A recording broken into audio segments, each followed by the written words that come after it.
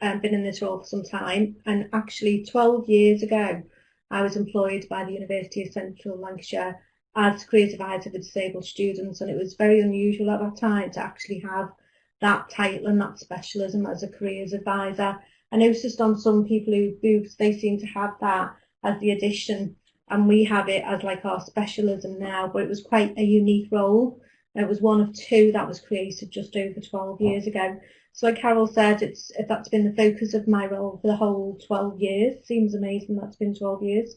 In the past, I was also active with the Disability Task Group as well for a couple of years, and saw some of the things that Karen mentioned. I didn't actually contribute to the What Happens Next, but was part of the task group when we created the video resources that we have at UCLan if any of our staff or students want to watch them. I'm just going to tell you a little bit more today as we go through the slides. So the aim of the session today, obviously I'm conscious that I've only got about 10-15 minutes in total. We're just going to look at some of the facts, the traits, the challenges in HE and the practical solutions. And I will acknowledge that this content has come from Kath. And unfortunately, she can't speak and be in the same way that she would have wanted to have been here today. So thank you for sharing that with me, Kath. And then at the end, I'm just going to cover a little bit about our specialist careers support, our disability pages, and the group that's been mentioned.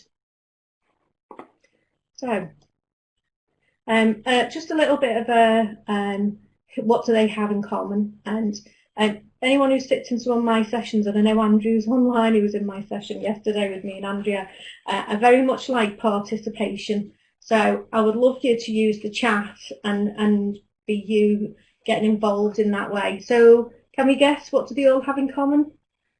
Do we even know who they are? Yeah, it was an easy one really, wasn't it? Yeah, so they're people in lots of different walks of life. We've got actors, we've got people often got the quiz master off the chase. We've got, can we spot people? We've got all these different types of people. We've got singers, we've got scientists, we've got actors. Yeah, and as people are saying, yes, all of these people have got a diagnosis, and whilst that's what they have potentially in common, I think also, I know I always say this, that they are all individuals as well. But we are going to move forward and look a little bit around sort of traits for people with ASD. And I'm probably going to echo a lot of what's already been said today. So, bear with me on that. So I'm just going to change the slide. These are some facts that we're just going to look at. And again, I know some of these facts have already been mentioned. So we've got the general facts about population. So 1 in 100 people are autistic, but many adults have been undiagnosed. I know when I first started at UCLan 12 years ago, I met a number of older students and graduates who hadn't had a diagnosis and found it very difficult to get a diagnosis. More in males than females. 1 in 3 autistic people have a learning disability. 70% people have a mental health problem. Epilepsy is common, and autism causes both genetic and environmental. And so then layer on top of that, we've got some other figures, and I know Karen mentioned some of these before. So in HE, and I know Hannah and Jerry talked a little bit about this before, we've seen an increase over the last couple of years, around about 30%. Definitely 12 years ago, I saw very few students, but today we have got increasing numbers, and we are seeing students, and that's come from the great collaboration work that we've done with our inclusive support and the mentors that are used through UCLan. So again, just highlighting a few figures. I know Karen mentioned them before.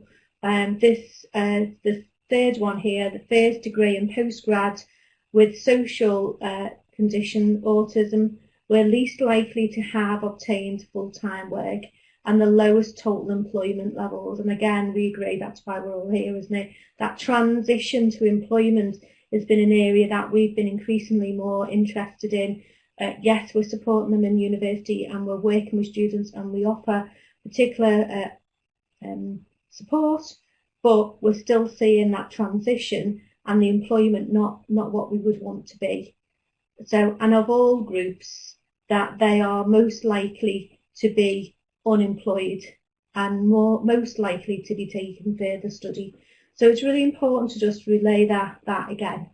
So I'm going to ask you to participate, because again, I don't like talking all the time, like I said, and I'm just going to ask you to use the chat and tell me what you think some of the traits are. Let's have a couple of traits.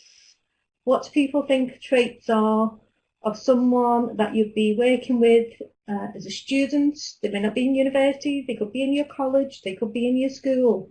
What things are we thinking that might be traits? Struggling with eye contact? What does HE online discussion? HE to higher education, routine, introvert, eye contact. Thank you very much. Great, lots of special interests, structure. Yeah, what traits? Creative. Yeah, thank you. One-sided conversation, poor time management, hierarchy. Yeah, okay. So thank you very much for doing that and participating. So I'm just going to bring this up in one. I'm not sure what happened there. The slides moved a little bit from when it was created. So apologies for that. So these are some. And again, I will reiterate, and I continue to reiterate, that we are all individual. And so what one person might present, another person might present something very different. And as we've also heard from Damien before, and some of the figures throughout the day, and from Molly, they could be coexisting and different conditions. They could be learning, could be dyslexia, they could be mental health, they could be multiple layers to this. I remember a long time ago, someone saying this student had disclosed they had dyslexia, but they were being this and they were being that, and reiterated to that person that maybe that person felt comfortable with saying I've got dyslexia, and to actually check and see what might be on that student's record. So some of the things that you've said, so yeah, we've got uncomfortable, the social awkwardness, the sensory difficulties, the literal thinking, the high anxiety, all those things that you mentioned before are there. And in relation to HE, these are some of the challenges as well. So the perfectionism, maybe getting tied up in trying to make it right, pacing around thinking, negative thoughts, which probably feeds into any mental health. If there's compulsive behaviours, things that they have to do or touch or be, could be introverted. These are just like a little slice off the top. They're not an extensive list. They're just to reinforce some of the challenges that we've heard really throughout the day. So, practical solutions. Would anyone like to put a solution in the chat box?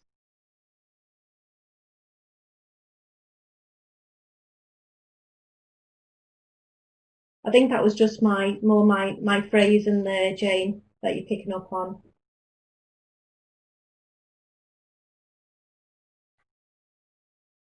So listening, extra time, provide clarity. Yeah, thank you. What about, we heard Damien before talking about the peer and the mentoring. What things around that relationship do you think might be a good solution? If you're working one-to-one with a student, treat each student as an individual. Definitely, I agree. Consistency, yeah, same person, yeah, brilliant. Respect, clear boundaries, yes, definitely. So some of them are here in this first part of the list. So that establishing a relationship, a rapport, if the careers advisors, people in the room, this should be like a big part of what we do, of our training, and that building rapport, building relationship, building interest, offering reassurance, outlining boundaries, contracting with the individual, not presuming, not taking things personally, being non-judgmental. It should be the core of what our offer is anyway.